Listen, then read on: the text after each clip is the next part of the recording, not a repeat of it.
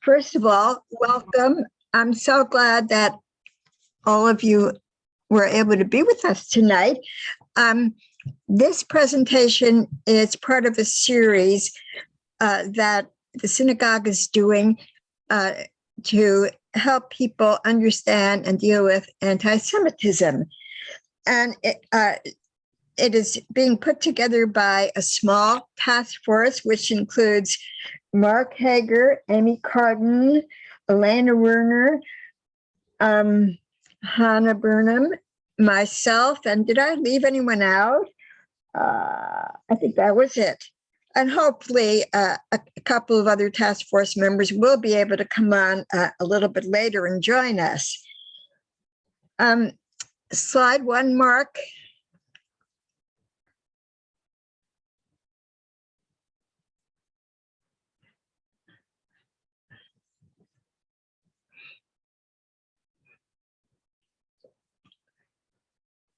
Okay, I'm going to move the pictures over here so I can see.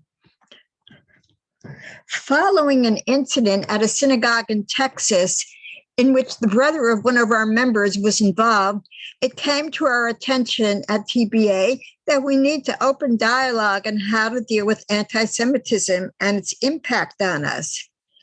Therefore, a task force was created to work on the issue and consider the best way to present it to the congregation. Anti-Semitism is a multifaceted issue, and in order to best deal with current anti-Semitic concerns, we must understand its historical context. There have been many factors involved throughout the years, including religious, racial, economic, political, and social issues. Moreover, there are several persistent tropes or themes that have emerged over the years, which we shall take a look at today using Anti-Defamation League ADL material. At future sessions, we'll address how to deal with anti-Semitism in our personal lives and our community.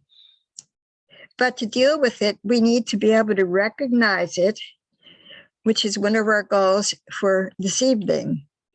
For the first 20 minutes, please bear with me while I present ADL's brief history of anti-Semitism. That will be followed by a slide presentation of anti-Semitic trope and discussion of our own experiences. So while we're doing the history portion, keep in mind that I will ask you later what experiences you have had with anti-Semitism, violent and nonviolent. Slide 2. What you see here is the ADL definition of anti-Semitism. This is one of many definitions. Anti-Semitism is the marginalization and or oppression of people who are Jewish based on the belief in stereotypes and myths about Jewish people, Judaism, and Israel. Historically, what began as ethnic prejudice and religious polemic evolved into a system policy of political, economic, and social isolation, exclusion, degradation, and attempted annihilation. It did not begin in the Nazi era, nor did it end with the close of World War II.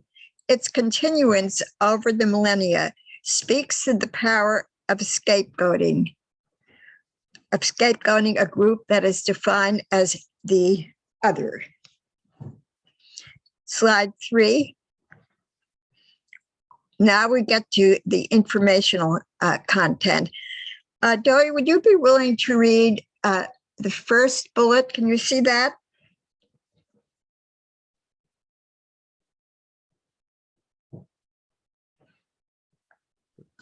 Ann, were you talking to me? Yes, Dory. I'm sorry if you couldn't hear me.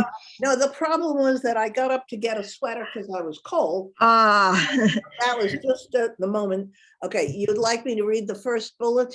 Exactly. Okay, fine. According to the book of Genesis, Abraham, who is revered by the three major monotheistic religions, Judaism, Christianity, and Islam. There we go. Okay.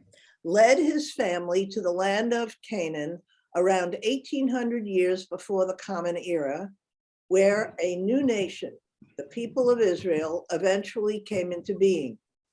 During those centuries before Christianity, the Israelites, the early Jewish people that is, experienced intermittent persecution because they refused to adopt the religion of foreign regimes that controlled the land of Israel.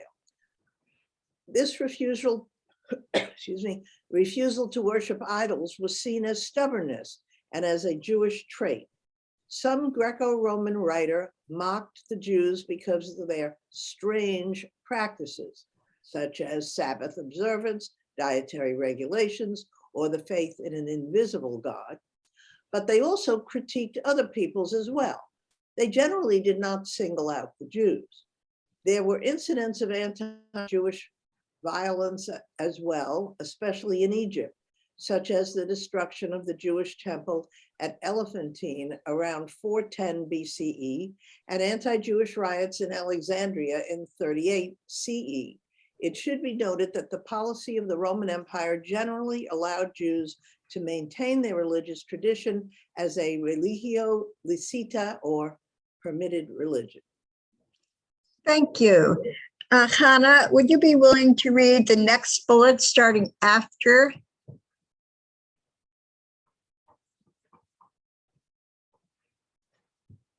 I can't see the whole screen.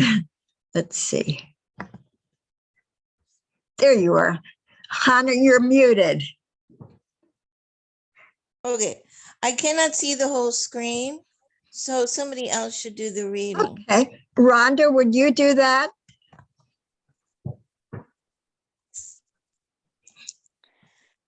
You're muted.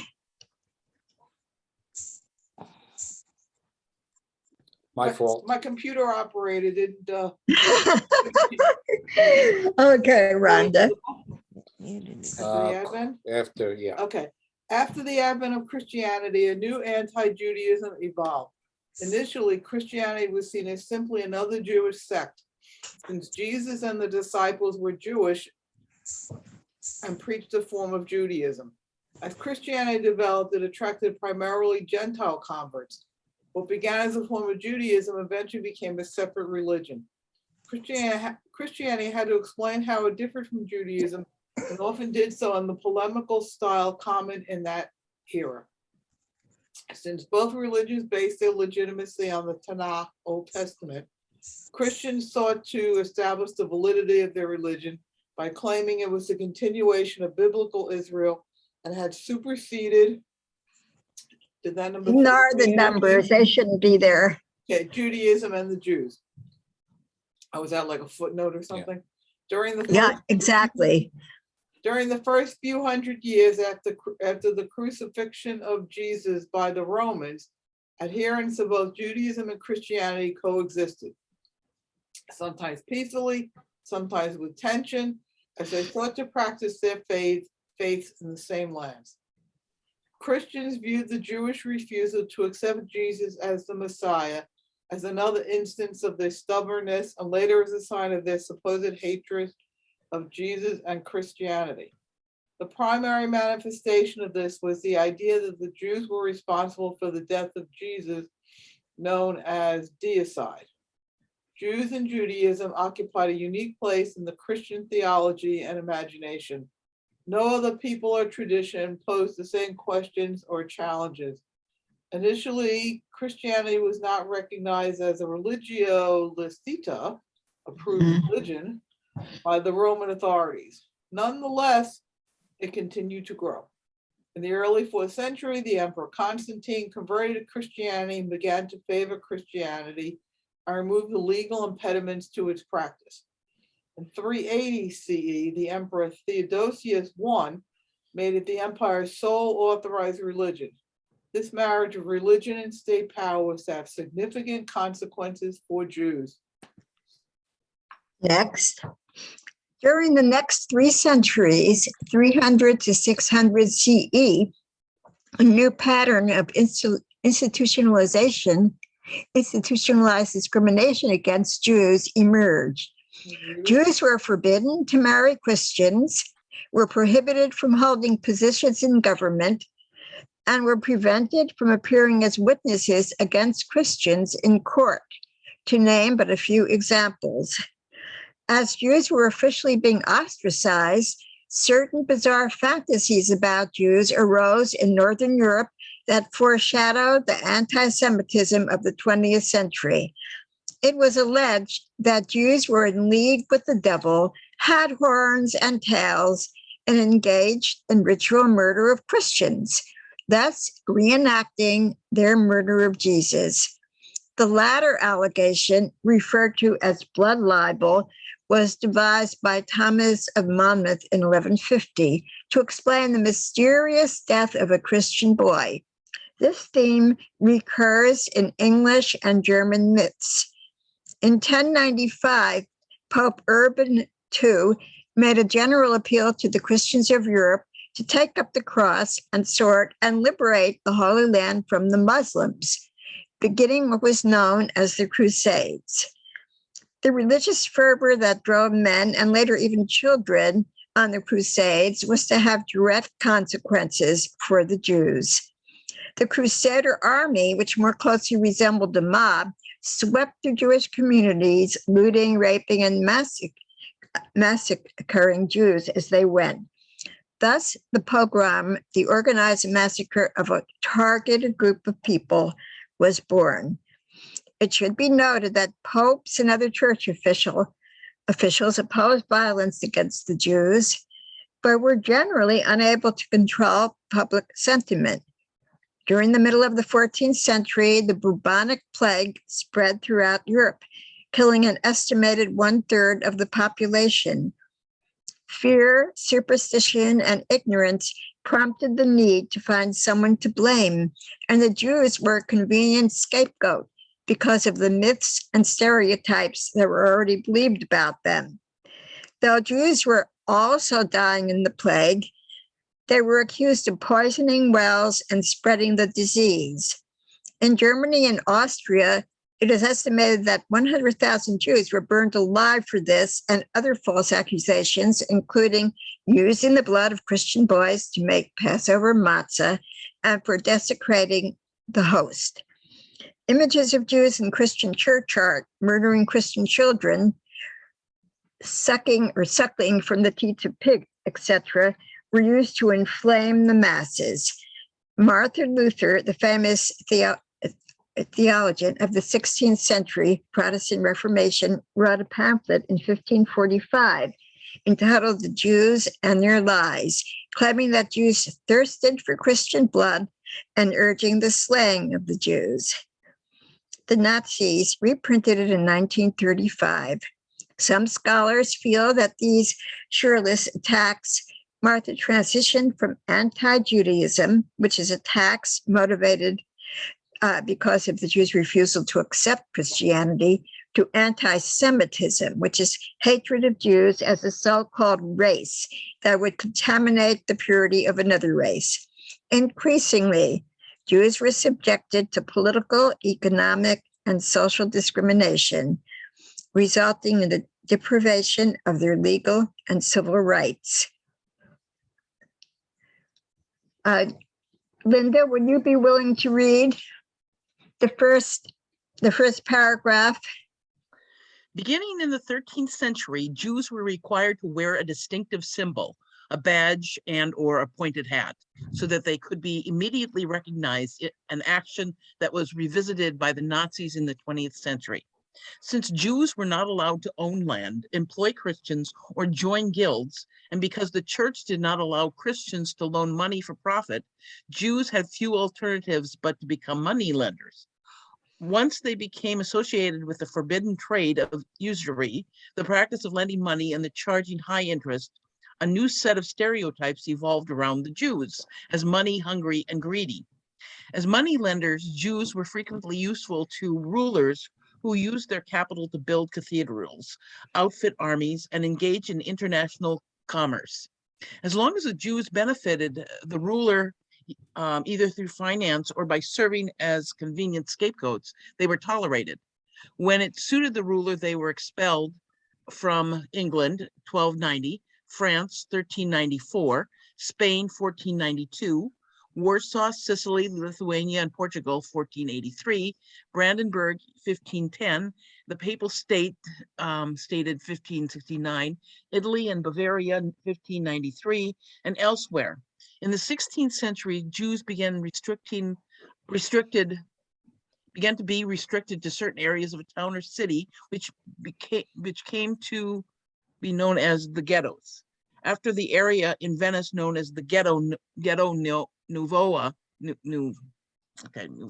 literally the new foundry, the first of many such examples. In Spain, around 1391, Jews were forced to convert. The number who converted is estimated to be more than 100,000. Conversion opened many social and economic opportunities for former Jews. Later, however, in Toledo, conversos were regarded as false Christians because of their Jewish blood and were therefore considered another race. In an attempt to rule out heresy on the assumption that the converso were Judaizing. sorry about it. Whatever. In 1480, the Spanish Inquisition was created. Okay, the term anti-Semitism was coined in 1879 by Wilhelm Marr, a German political agitator, in his work Victory of Judaism over Germanization. His thesis was that Jews were conspiring to run the state and should be excluded from citizenship. Anti-Semitism is Marr's conception. In Marr's conception, was linked to the Jews as a people rather than to Judaism as religion. Rabbi, would you read, please, the last paragraph? In 1894, Alfred Dreyfus, a Jew who was a captain in the French army, was falsely accused and convicted of selling military secrets to the Germans. When evidence was discovered that Dreyfus was innocent, it was quickly covered up by French officers of the general staff who wanted to blame the crime on a Jew. Although Dreyfus was eventually vindicated, the Dreyfus Affair, as it became known, showed how deep-rooted and pervasive anti-Semitism was in France. In 1903, in Russia, secret police published a forged collection of documents that became known as the Protocols of the Elders of Zion. It told of a secret plot by rabbis to take over the world. Anti-Semitism was also facilitated by the development of social Darwinism and pseudo-scientific notions based on theories of radical superiority and inferiority. In Russia, although most Jews themselves were extremely poor, they were blamed for all the problems of the Russian peasantry. Pogroms were instigated by the Tsarist secret police, in part to deflect anger from the regime, another case of scapegoating. The Russian Orthodox Church often abetted the police through anti-Jewish sermons. In 1905, Russia's loss in the Russo-Japanese War moved the government to incite a bloody pogrom in Kishinev. Between 1917 and 1921, after the Russian Revolution, more than 500 Jewish communities in Ukraine were wiped out in pogroms. About 60,000 Jewish men, women, and children were murdered. The Holocaust. During the political turmoil that followed the defeat of Germany in World War I, the legacy of Christian anti-Judaism and the new pseudo-scientific anti-Semitism enabled nationalist leaders once again to scapegoat the Jews as the source of all the world's problems. In the end, more than 6 million Jews, 1/3 of the Jews in the world at that time, perished in the Holocaust. Mark, could you read for us the next bullet? You're muted. Yes. No, I was working on it. The reality of the genocide of European Jewry shocked the Christian world. This resulted in a profound crisis among Christian theologians and provoked a difficult examination of Christian teachings about Jews and Judaism, leading to the development of new theologies such as Notre Aetate, 1965, which repudiated the charge of deicide and implied that the Jewish covenant with God remained in effect. It also repudiated anti-Semitism and called for dialogue. Should I keep going? Yeah, why not? Okay, in recent years, there has been a concerning upsurge of anti-Semitism around the world. Some of it is directly connected to Israel, accusing Israel of age-old anti-Semitic charges such as blood libel and using power to control the world. Other manifestations of anti-Semitism are more indirect. The growth of ethnic nationalism and white supremacy and the explosion of online anti-Semitism demonstrate that anti-Semitism is still a significant problem. The resurgence of anti-Semitism is of great concern, especially as we move further and further away from the lessons of the Holocaust. Thank you. You'll notice those dots I had there. That's just to indicate this was abridged. ADL's version was a little more detailed, but in the interest of time, I abridged that presentation. Hi, Well, Dan. You did a great job of abridging it, Ann, because, you know, it's not easy to do that. And you really caught the main points right there. Thank you. Thank you. Now, next, we're going to look at examples of myths or trope, anti-Semitic trope, that we will see, we will experience in our lives today. The 7 trope that ADL defines are power, disloyalty, greed, deicide, blood, denial, and what is this? The last one. Anti-Zionism, I'm sorry. Anti-Zionism.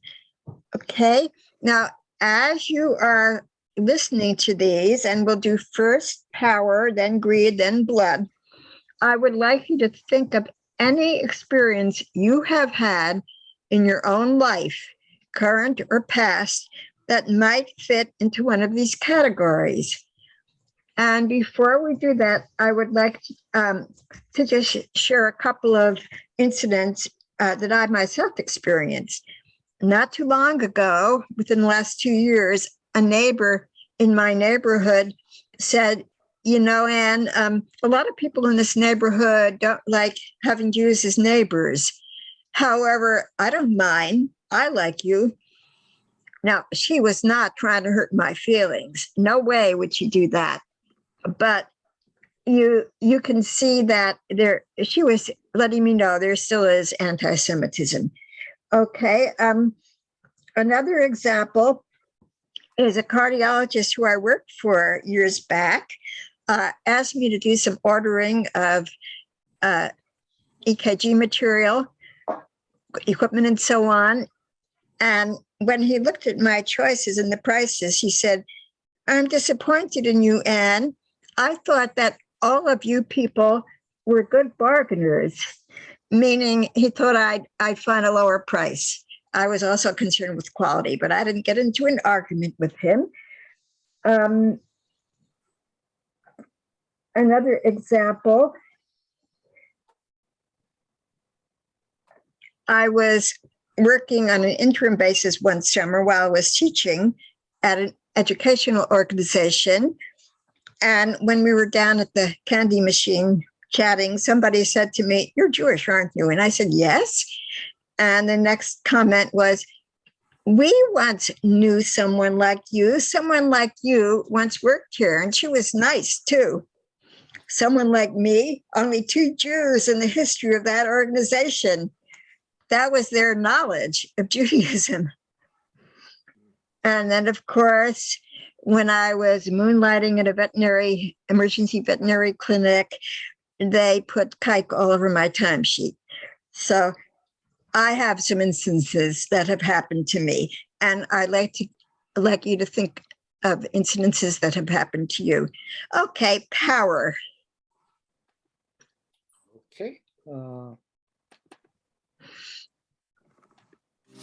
Welcome to Antisemitism Uncovered, a video series by ADL created We to can't see explain it and yet. combat the most common anti-Semitic Can't myths. see it? Blood libel, the outrageous and dangerous myth that Jews murder non-Jews to use their blood for religious rituals, You has can't. fueled anti-Semitism. Click view options. It's just a blank screen. It looks like a white paper background. I hear the paper crumpling as a sound effect, but we can just see the white paper and your mouse arrow. Yeah, click view options and see what happens. I don't understand. I'm gonna Are stop. you screen sharing? Give him a second.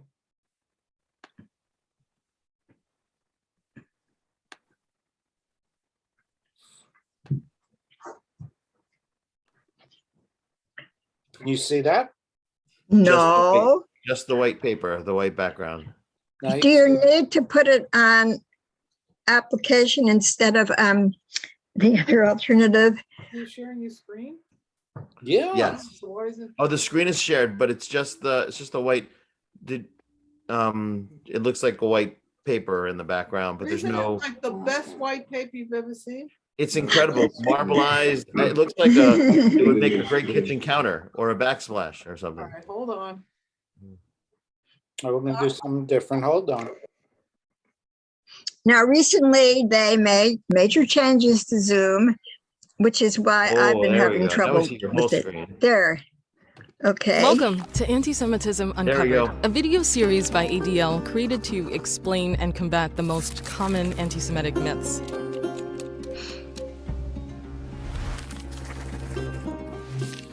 Oops.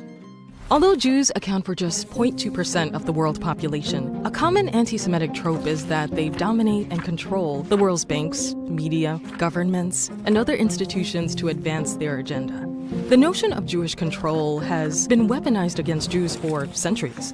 In the early 20th century, Russian Tsarist police circulated a fictional account of a so-called secret meeting by Jewish leaders called the Protocols of the Elders of Zion, where they purportedly discussed plans for world domination. Even today, some public figures spread conspiracy theories about a secret Jewish cabal working behind the scenes to influence global events. On a now deleted Facebook post, Green questioned whether California's deadly campfire in 2018 was started by lasers beamed down from outer space. Lasers, she says, somehow connected to the Rothschilds, the Jewish European banking family, the target of some of the oldest, laziest, most dangerous anti-Semitic tropes on the books. Jewish space lasers. The satanic Jews that control everything and mostly everybody. I mean, it's not the Jews are bad, it's just they are the head of the Jewish mafia in the United States. They run Uber, they run the healthcare, they're going to scam you, they're going to hurt you. This is a surprisingly enduring anti-Semitic myth. Why surprising? The great irony of the myth about Jewish power is that in reality, Jews, like any other ethnic population, do not work in concert to promote a singular agenda. Jews are extremely diverse, hailing from many different countries and backgrounds, and ironically, relative to the claim, have had dramatically little power, resulting in a lack of control over even their own fate. Throughout history, Jews have been scapegoated and faced marginalization, discrimination, and persecution. The Inquisitions of the Middle Ages, the pogroms of the 19th century, and the Farhud, as well as the Holocaust of the 20th century, all serve as reminders of the powerlessness that Jews have experienced throughout history. Jews are not monolithic. They do not act in concert to advance a particular unified agenda. Their interests are as diverse and varied as their identities.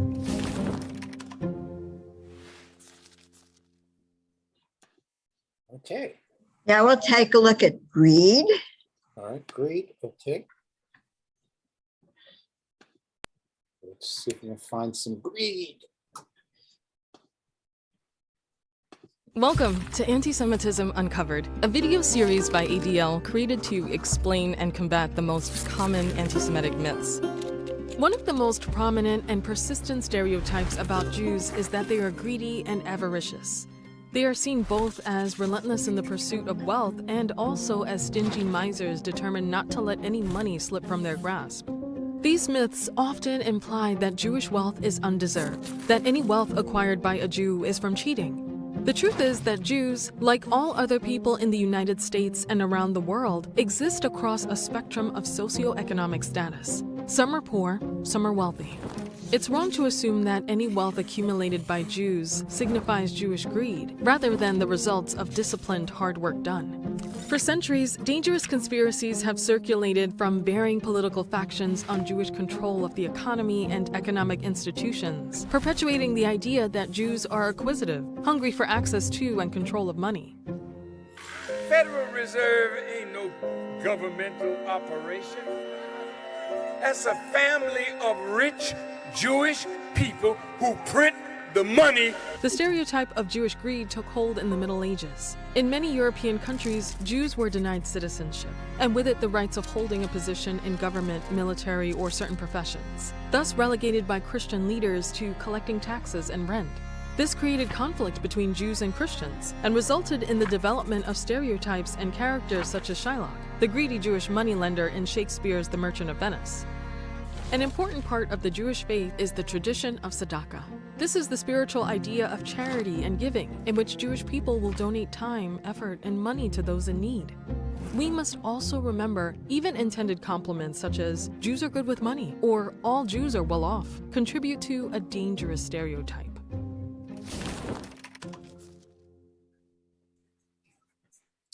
Okay, and And after the third one, which will be blood, we will stop and talk. Welcome to Antisemitism Uncovered, a video series by ADL created to explain and combat the most common anti-Semitic myths.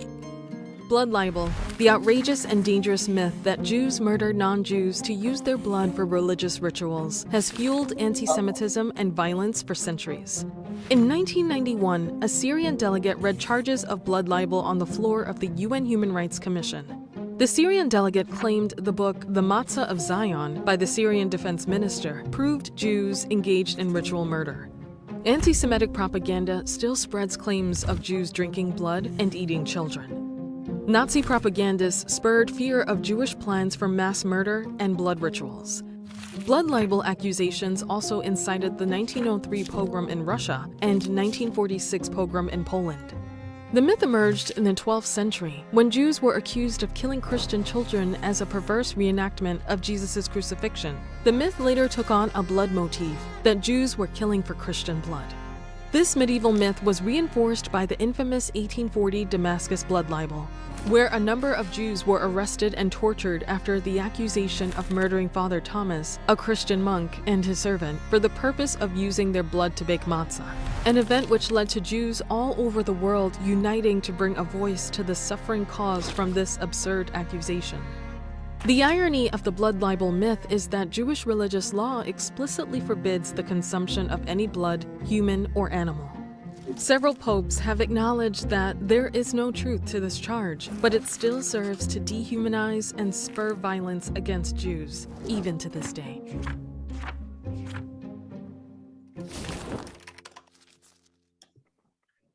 Thank you. Now, while you were watching, I typed a resource into chat. I haven't quite finished this book, but for those who want to go more in depth into the history and origin of anti-Semitism, I would highly recommend the book A Convenient Hatred by Phyllis Goldstein and H. Evans. And also another site with very valuable information is myjewishlearning.com. Just put in anti-Semitism and they have a wealth of information. Are there any other resources that anybody at the present time wants to mention? I don't, am I still mute? So there's the book that was handed out to everybody in the congregation a few years ago. It was an ADL book. I can't remember the name. It was a yellow cover. It had black print on it. Maybe Rabbi remembers the name of it. I don't remember the name exactly, but I do know that that we got them because I ordered several hundred copies of the book to hand out at the holidays, and I do have a bunch left. And we'll, just Cindy, I think they're in the copy room they're around. So if anybody is interested in seeing it, I'll find the information and I'll send it to you, Ann. I'm sorry I didn't give you credit when I said something. No, I wasn't looking for credit, but it was, I mentioned, I was going to do a whole sermon about it on the holidays, and things changed as the holidays approached, but the books were offered, and it was, the ADL was giving them out. So. Yeah, I definitely would be interested in seeing one. I don't recall getting it, but that doesn't mean anything other than I don't recall. Okay. So that was probably before you joined. Pardon me? Before I joined, it may very well have been, but I'll contact Cindy and get one. Anyway. I think Joey wants to talk. Joey wants one too. Okay. No. Joey wants to talk.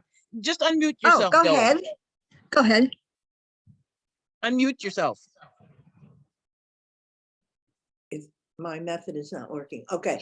The blood libel, of course, I've heard about many times, and using the blood of Christian children to make matzah has always brought into my mind the question, why isn't matzah pink? If that's true, why hasn't anyone noticed this problem? Just mentioning it. I just want to mention, I'm Lutheran, and they brought up Martin Luther, but I must admit, it wasn't until I was in my 30s that I knew he was anti-Semitic. Oh, very. Because the Lutheran Church, suppresses that because they're ashamed. And our view on Martin Luther is he brought out what the corruption was in the Catholic Church, and he really wanted to change the Catholic Church, and they wouldn't. So that's why the Lutherans came about. Right. And all these things that were mentioned, I'd never heard of. And for instance, I'd never heard that you blame Jews for killing Jesus.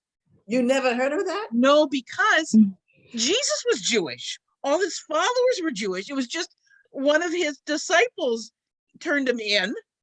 And that's life, is it, so well, I didn't view all Jews as that. It was just someone, and it was it needed to happen. So why would I hold it against someone? You had correct information. By the way, I remember reading somewhere that Martin Luther actually initially was not anti-Jewish. Correct. Initially, he was fine. He was pretty open-minded, but when he became angry at the political situation is when he started making accusations. Right. And he had a solution to the Jewish problem as well, which was to remove the Jews from their homes, put them in concentration camps, and confiscate all their property. Now, he didn't talk about death camps. He wasn't recommending killing the Jews, just isolating them and separating them and confiscating all of their wealth. A couple other books that I really liked. Jonathan Greenblatt, the head of the ADL, came out with a book, I think it was this year, called It Could Happen Here. That's pretty good. There's a book also that's really amazing if you want to understand the difference, the history of the Jews with the Catholic Church, called Constantine's Sword. And I can't remember the name of the person. He's from the Boston area, and I'm just drawing a blank on his name. Connor? You think of it, just put it in chat. No, I was thinking about the Christ killers. I'm surprised you hadn't heard of it, because when I was a little girl, we'd be chased all the way from the bus to our house by the other kids yelling, Christ killer, Christ killer, Christ killer. Well, and I must admit, I was from a small town. We had 1,200 people. Yeah. And the thing is, 2/3 of my classmates were from the country. They were farm kids. And I grew up in a tobacco farming community. Well, and the most diverse, we had one family that was half Italian. Yeah. Otherwise, they were Scandinavian and German, few Irish, not many. Right. Well, yeah, no, and I guess I assume that people know because of, but I grew up in a very small New England town. It was a Goldwater town. And my dad was chair of the Democratic Committee, which is also a real no-no. So we had a double whammy. Interesting. By the way, hi, Rebecca. I can't see you, but welcome. I didn't know you were on. Thank you. Joey. When I was teaching world history in a public high school in the early 60s, I had to teach the rise of Christianity as an historical phenomenon. So I told the students that Jesus was born and died a Jew. He did not start a new religion. Well, one of my classes, which consisted mostly of students who had gone to a parochial school up until through the 8th grade, but were not smart enough to pass the exam to attend the parochial high school, which was hard to get into. They, of course, ended up in my class. And I remember a boy saying, "Oh, Mrs. Cohen, we're going to tell our priest what you said, and you're going to be in trouble." Of course, I told them to go right ahead and tell their priest because he already knows. I didn't hear anything further on that subject. Now, do any of you want to share personal experiences experiences you've had that relate to power, greed, or blood? And we'll cover the other three later. I was spoiled, I guess, on some level. I grew up in a very forward-thinking, open, inclusive environment. Teaneck was a great place to grow up. It was, our high school was, I think, 43% white, and everything else. It was the first town in the United States to integrate the school system voluntarily before it became a law. There's a mosque in Teaneck, there's Christian Science, there's every denomination of Christianity, there's all the different movements of Judaism. It was really just an incredible place to grow up. One of the reasons why my parents picked Teaneck is because of exactly that. So I either didn't notice when anti-Semitic things were happening, or a lot. There wasn't a lot of it going on, and if there was, like I said, I was oblivious to it. The first time I really remember recognizing something anti-Semitic was when I had been to Israel for my first year of college, transferred into the University of Michigan as a sophomore, and with some friends at school, went to one of their friends' homes in the next town over from Ann Arbor called Ypsilanti. And we were sitting in the basement, and this kid who lived there, local kid, was talking about how he took his dad's pickup truck and he was driving through the park, and he was doing all this stuff and trying to get away with it, and he got caught and he got punished, and he was supposed to get be grounded for 4 weeks, but he was able to Jew his dad down to get 2 weeks. And I I'd never heard that expression before, and so I said, what do you mean? I didn't know what he was talking about. And he said, "Oh, he's supposed to ground me for 4 weeks," he told me, but I was able to convince him for 2. And I thought, oh, and then it didn't really register until later on, when I really thought about it. But it was the first time I'd ever heard that expression and really noticed something like that happens in the world, because I grew up in this place that was quite sheltered on some level, open and inclusive, but I didn't really get to experience what goes on in the world. So and I know I used that term when I was younger, but I didn't really understand what it meant. Of course, I'd heard some, and I'm sure he didn't really understand what it meant. He just heard it before in that context. Right. And so that's part of the reason I like to be part of this, is there's so many things I don't see and I don't know about. And I find this is very informative, so it opens my eyes. Right, because there are people who use that expression knowing exactly what it means. Yeah, that's wrong. There are people who wrong. Exactly. And so I was educated. I didn't learn about the getting gypped being a derogatory term based on the gypsy. until after college. So I've heard that expression, Jew him down, many times. But my only actual personal experiences with anti-Semitism both happened during my college. One of them was related to a classmate, well, not in my class, I think she was a year older, whatever. She was a princess from Sweden. I don't know how the subject came up, or someone identified me as a Jewish person, whatever. And she said, "How can you be Jewish? I don't see your horns." I looked at her like she must be joking, but she was not joking. Yeah, as a teenager, I was at a scout camp that drew from a very large area, from around the country, and did find somebody who was asking about my horns. So yeah, I guess that's still, yeah, I don't know if it still is today, but yeah, it's kind of a weird one. Yeah, I went to Florida back in 1985. My husband was, taking some boards down there, and we needed this couple to get some dental procedures done. So, we found this couple that needed what he needed to do for the boards, and we put them up in the hotel with us because we had to go to Gainesville.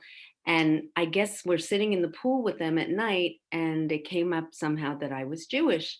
And they were like, "You are not." I said, "I am." "You can't be." "I am." And this went on and on to the point where it was uncomfortable. And I finally was joking. I said, "Here are the horns, look," because I was like, this is ridiculous how the level of unbelief, you're too nice, you're too this, you're too that, all these reasons that I couldn't possibly be Jewish. So it was really eye-opening, that I had to convince these people. It was so. That was my other incident.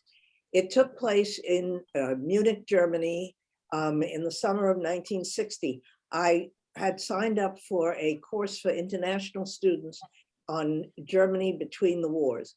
It, of course, was given in German, which I could understand at the time. Anyway, there were about 65 people from all different countries in the class. And one of them was a woman who was a nun from Spain. And again, after we got to know each other, I mentioned I was Jewish, or somehow the subject came up.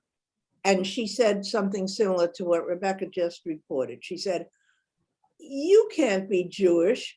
You're so," and I knew she was going to say nice, but she changed it and said blonde. Well, I know you don't believe it, but I was blonde.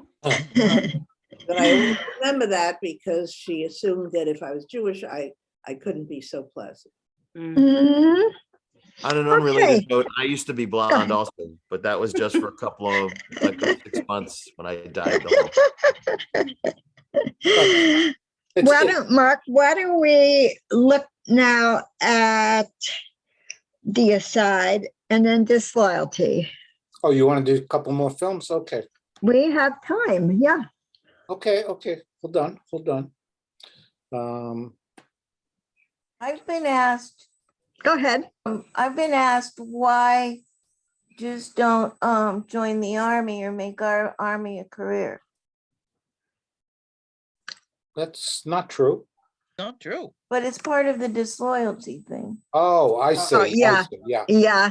Yeah. And I guess the way to respond to that would be, why do you ask? And then present information like this percentage of the army is Jewish or whatever. Yeah, but yeah, that would be part of the disloyalty thing. Okay, go ahead. Okay, you want to do deicide next? Is that what you said? Why don't we do that next? Okay, hold on. So we'll do share and which one's deicide?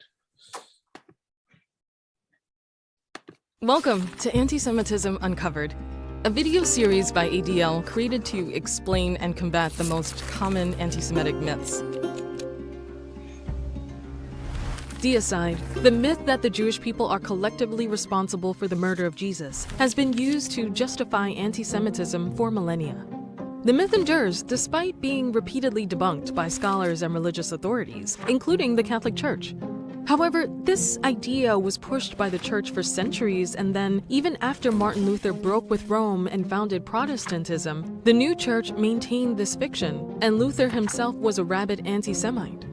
Propaganda in Nazi Germany and Poland popularized this myth to justify the Holocaust as divine retribution for the killing of Jesus. The myth of deicide has spurred other false beliefs, including the claim that Jews are the mortal enemy of Christianity, and violence against Jews, from the deadly 2019 synagogue shooting in Southern California to hate-fueled Easter rituals in Poland and Greece.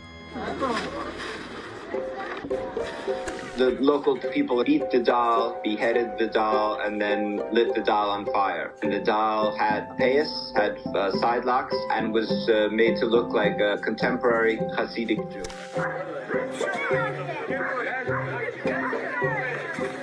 The Jews call this the myth. They say the myth that the Jews killed Jesus. Let me explain something to you. The fact that the Jews killed Jesus is not a myth. It's fact. Some have turned to the New Testament as support for the myth of deicide. But even Christian leaders have declared that the myth is false and not supported by Scripture. In the decades since 1964, the Catholic Church has worked to ensure an end to the teaching of this age-old anti-Semitic canard. Pope Paul VI then declared, "What happened in his passion cannot be charged against all the Jews, without distinction, then alive, nor against the Jews of today."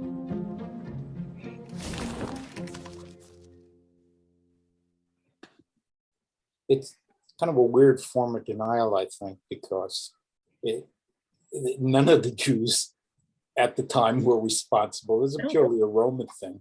It was a Jew that turned him in, but the Jew didn't kill him. Yeah, and the church really hasn't gone that far. It's not even clear that a Jew turned him in. I mean, maybe. Well, the name of the disciple who turned him in, right, was Judas. Mm-hmm. Always thought that was interesting. I can't remember what I was going to say. I won't say anything. It's interesting that initially some of the rulers, the Roman and Greek rulers, wanted to preserve Judaism or preserve Jews rather than annihilate them as witnesses to Jesus's crucifixion. Initially, they felt that the myth couldn't be sustained without the witness of the Jewish, without the Jewish people as witnesses. But later that turned. I remember what I was going to mention. When I was living in upstate New York for 40 years, during many of those years, I was very active in the interfaith council of our county. And one of the things I did was start and run a dialogue, an interfaith dialogue that we had once a month. It went on for several years. Every month we'd have a different topic. And the main rule was you couldn't try to convince anyone else in the discussion group of your religion being right and theirs being wrong. And, you know, that was well maintained. But one evening during the refreshment time after the discussion, a man who was a charismatic Catholic came up to me and said, "You can tell me, no one else will hear you. After 2,000 years, he is the Messiah. You can admit it now." I said, "I will not admit that Jesus was the Messiah because my impression of the Messianic age is one where hatred, death, war, killing, disease, and grief are gone. And since those things are very much in evidence, I don't think the Messiah has arrived yet." But I always remember that, you know, what he said, and it confirmed something that I personally have always suspected.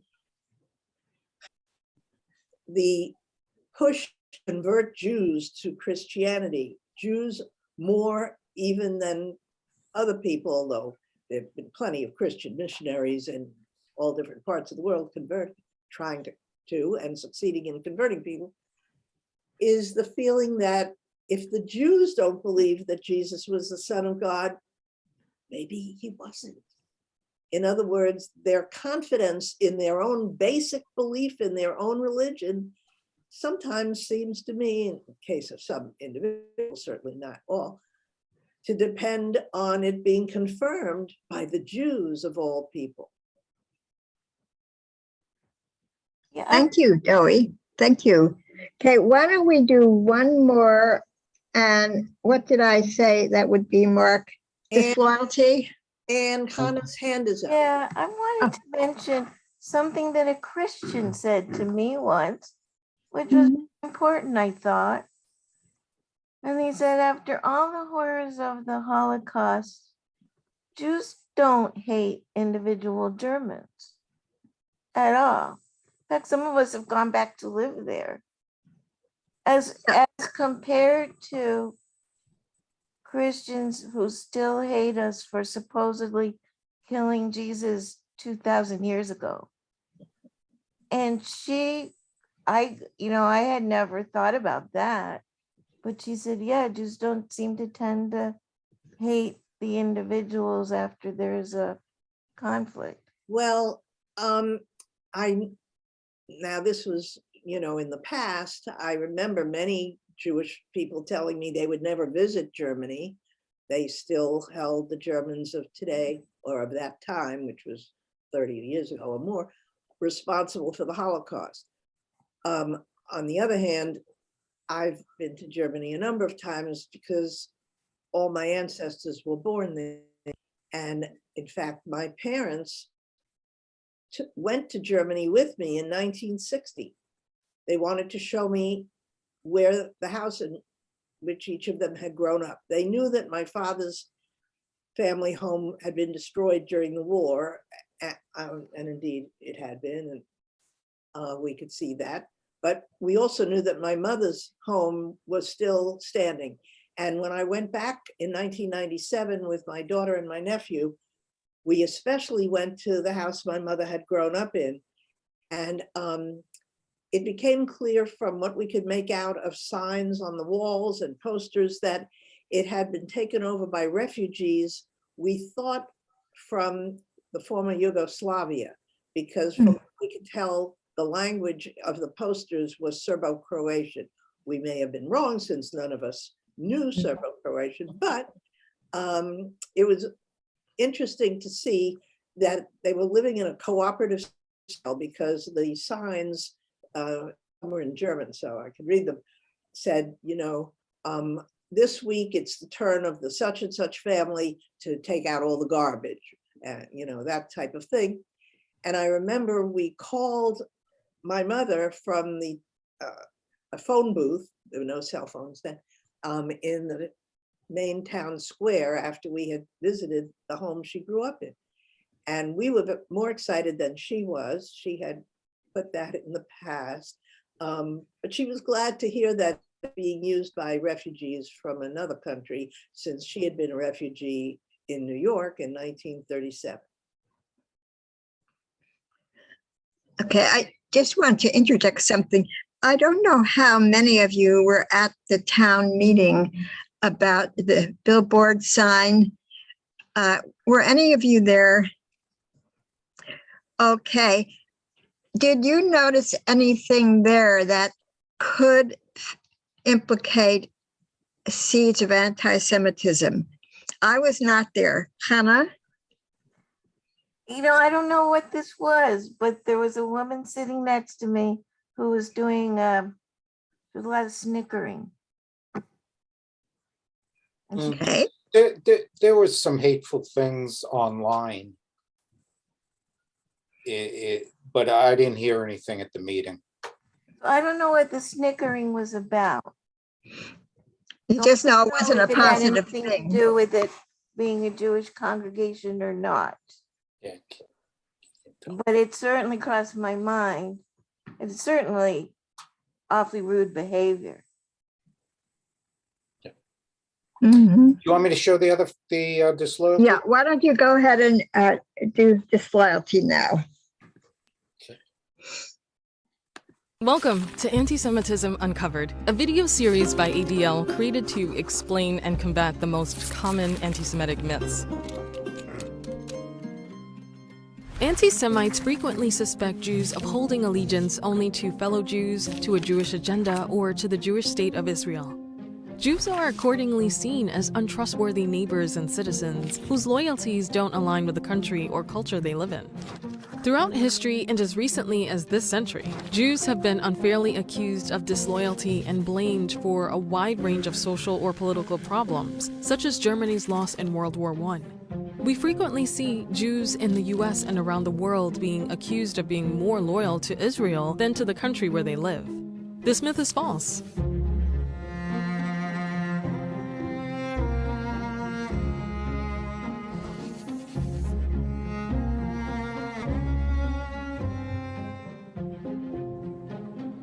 While many Jews feel a connection to Israel for historical, religious, familial, or emotional reasons, it is not so different from the way other ethnic or cultural groups have connections to their own ancestral countries. Japanese Americans may feel similarly about Japan, or Indian Americans about India. This affinity for another country doesn't mean that they are any less American or less patriotic.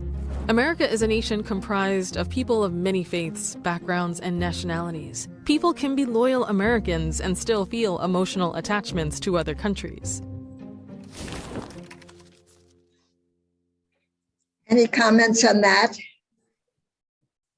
Well, I know in Minnesota, we celebrated May 17th as Norwegian Independence Day. You know, but we were, we're definitely Americans, but we recognize our heritage. And what's wrong with that? Mm-hmm. Thank you for that. We all have more than one identity and they're all valid. I think Puerto Rican Day that Parade and the St. Patrick's Day Parade and lots of parades and celebrations of Independence Days and things. So yeah. a lot of the people that are not Jewish that I know have no understanding that, yes, Judaism's a religion, but the Jews practice Judaism, but they don't understand the Jews are also a people. We're a culture. They don't understand this thing. So they're just taught it's a religion. And it leads to the confusion of, why does the religion need a country of Israel? No, we're a people. No. The religion doesn't need it. It's the people that needed it. Yeah. And, by the way, the country has, a religion, but so does Norway. Norway is Lutheran. Yeah. So is Sweden. Many countries have a religion. This is reminding me of when John F. Kennedy wanted to run for president, and there are a lot of Americans who thought he'll be listening to the Pope, a foreign power, rather than paying attention to what is best for this country. He laid that to rest, and that's how he got the nomination of the Democratic Party. Right. I don't think it's been an issue since then. Right. Right. I mean, Reagan are Catholic and Biden's Catholic, and it just hasn't been an issue. But not to mention that 6 of the 9 members of the Supreme Court at present, I believe, are Catholic. I may be wrong. But yet the Catholic Church wanted to bar Biden from taking communion because he supported abortion. And personally, he didn't, but yeah. Well, that bothers me too. Yes. I don't think anyone is in favor of abortion. What they're in favor of is choice. Choice, that's right. Right. And the thing is, if they're going to be, so anti-abortion, then please take care of the kids that are already here. But they don't tend to do that. And that makes me angry. Good point. Yeah, Linda, that's a great point. I don't hear that a lot, but that's the thing. Yeah. They're pro-fetus, not pro-life. Right. We're all really pro-life. I mean, like yes, we are no pro-life. one's anti-life. That's my right. Right. Oh, some people Well, are. there's some people who are anti-life, depending upon whose life it is. But it's either anti-abortion or pro-choice, that kind of thing. Right now, I'm wondering if anyone has in mind any famous person or any political comment that has been made within the last year or so that could be considered anti-Semitic. Can you think of anything you've heard on the news, whether it be an actor, a politician? What comes to mind? I mean, it's almost all the time, almost every day, there's something anti-Semitic in the news. Not all of them are dealing with famous people. Mostly they're dealing with Israel, but certainly Marjorie Taylor Greene has had several anti-Semitic things. Rashida Tlaib and what's her name? Ilhan Omar. Ilhan Omar. I mean, there's quite several, terrible anti-Semitic things using those very tropes that we just talked about. But I mean, very significant, I think, in my opinion, is the New York Times has just tremendous weight in this country, I believe, in terms of other newspapers following their lead, and their coverage of Israel is just almost on a daily basis anti-Semitic coverage.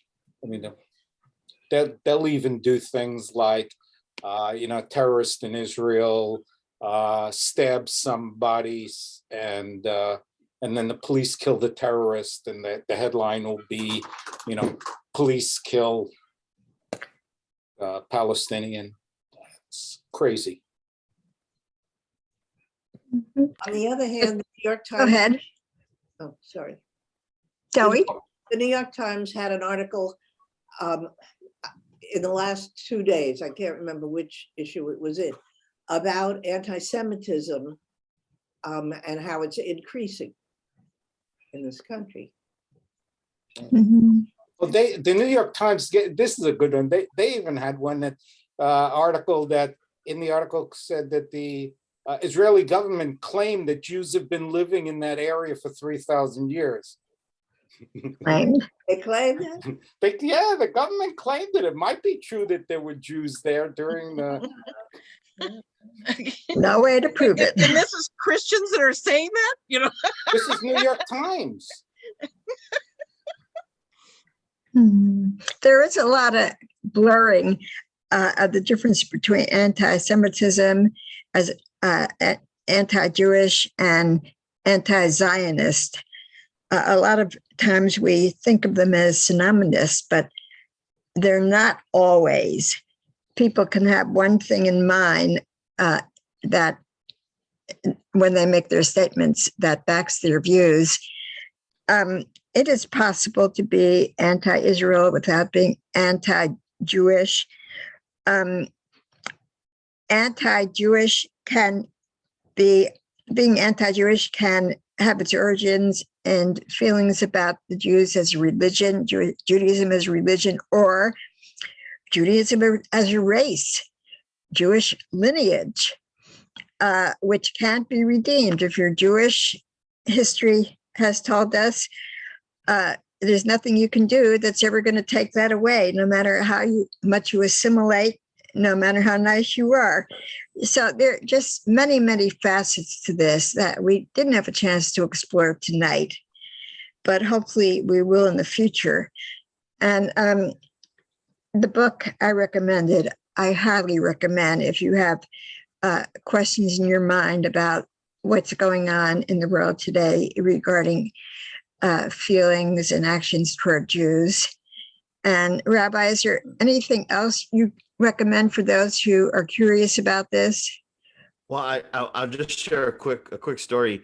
So one of my favorite movies is Liberty Heights. It's a Barry Levinson film, and it's got Bebe Neuwirth and Joe Mantegna, and Adrian, I forget his last name. It's a good cast.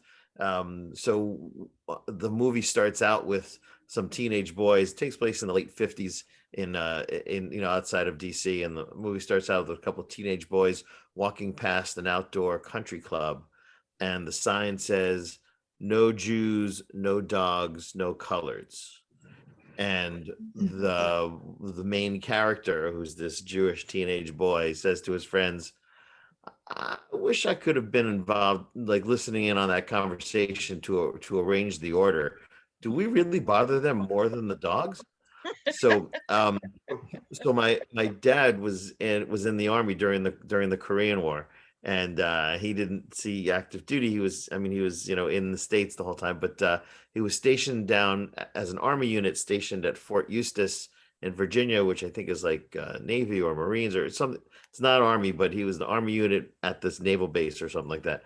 Anyway, he had this Jewish star, the Star of David that he wore all the time, and a bunch of guys from his unit went out to this local diner, and there was my dad, and there was a black gentleman, and then everybody else was your basic white, acceptable whatever. So they go in, and the sign on the door said, "No Jews, no coloreds." And my dad, said to his guys, "We should probably go somewhere else." And the guys are like, no, we're going in and we're going to eat. And so they all sit down, and my dad was like, when he would tell the story, he said, he was freaking out. He was just like totally nervous. And the guy came over, handed menus out to everybody except for my dad and the black guy. And one of the guys in my dad's unit said to the guy, "You forgot some people." And so he pointed to the sign, and my dad's friend from the unit said, "We're stationed down at Fort Eustis. If you don't give menus to my friends and serve them like you do the rest of us, we'll all be back tomorrow." And so my dad was like, "I just ordered, I ate, I couldn't wait to get out of there." But they gave him menus and they served them.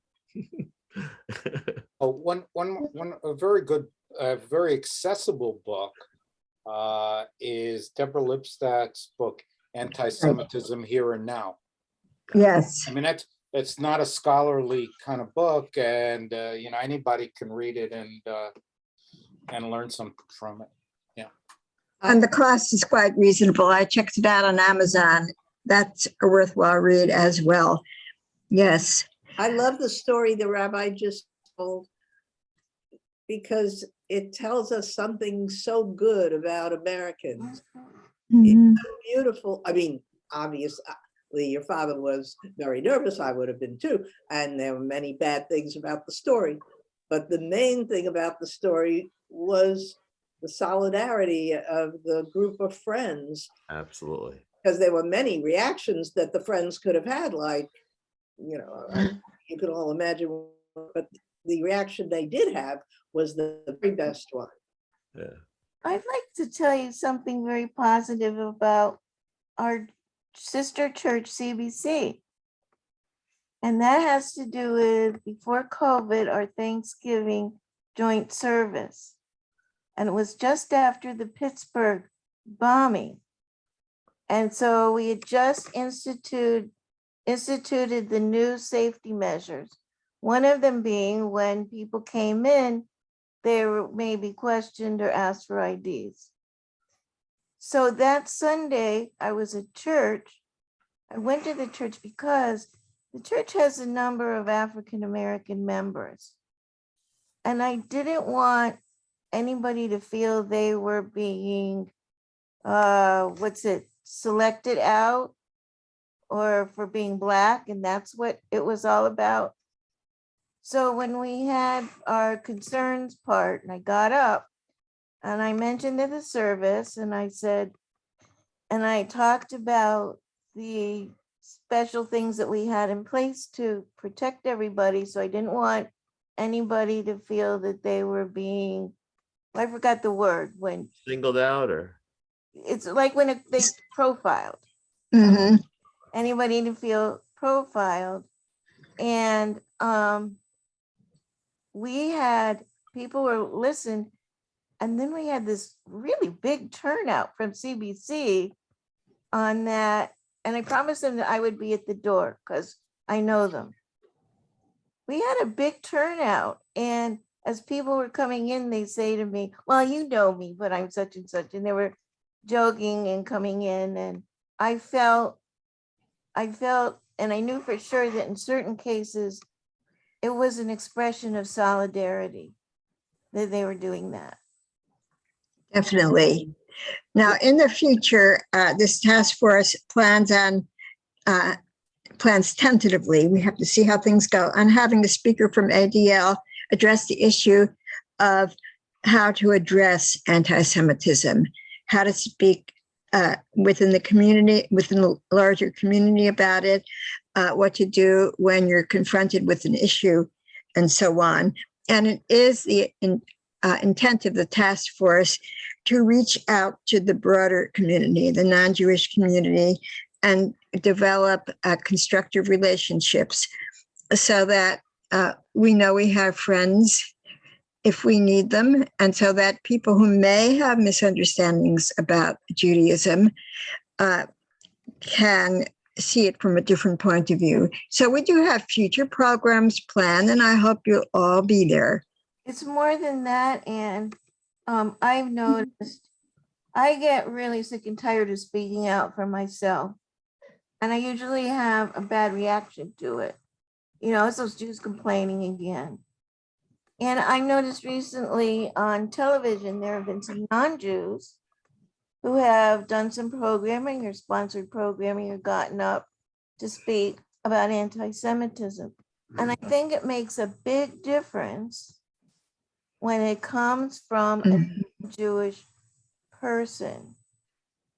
And I just would like to know and to work with Christian people or non-Jewish people, let's put it that way, how we can work together. I know that there's all kinds of programs about anti-racism and this and this and this, and this is one more, and it shouldn't be ignored as part of that programs. That It's very well stated. Hannah, you know full well that that the relationship between Brit Achim and CBC started because of an interfaith clergy meeting, not just clergy, but because there are others there, other leaders, but Marcus Pomeroy, the then pastor at Central Baptist Church, made a comment because there was talk about the religious leaders, we should be doing programs in the schools, and the reverend who made the blessing over the meal that we had mentioned Jesus's name a number of times, and Marcus made some comment that I don't remember, but it was as if he were inside my head collecting my thoughts and channeling me. And I had never met him before, but after the meeting, I went up to him and I said, "Hi, I'm Eric. We should go to lunch." And we did, and it was really just amazing. And that's how that developed, because it was really. I met you at CBC, and that's why. That's right. That's right. We met at CBC. That's exactly right. Yes. Yes. I just wanted to thank Ann. Yes. Ann, you have done a fantastic job with this program. The videos from the ADL were just right on, and you gave us plenty of opportunity to speak about our own experiences. You just did a super job tonight, and I wanted to thank you. Yeah. Well, thank you, Joey, but I want to be sure that the entire task force gets credit for this. And we do have task force members here. We have Mark, we have Hannah, and there are some people who just couldn't make it tonight. Thank you. Yeah, well, Ann's done most of the work.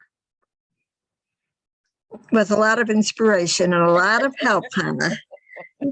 Okay, I'm going to let you all go. Have a good rest of the evening, and hopefully we'll be back together again real soon. Thank you. Thanks, Good everyone. night, everyone. Thank you. Okay, bye-bye. Bye.